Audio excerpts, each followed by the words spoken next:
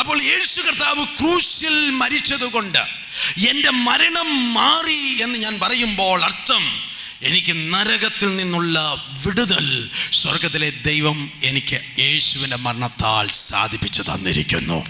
അവൻ്റെ മരണം എൻ്റെ മരണത്തെ മാറ്റുവാൻ വേണ്ടിയായിരുന്നു. സ്തോത്രം.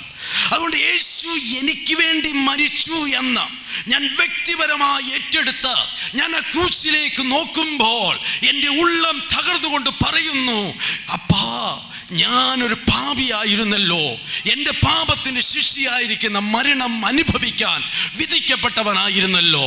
അങ്ങനെ ഞാൻ ഈ ശരീരത്തിൽ നിന്ന് വേർപെട്ട് ആ നിത്യ നരകത്തിൽ പോയി ആ വേദനയിലും പൊളയേണ്ടുന്ന വ്യക്തിയായിരുന്നല്ലോ.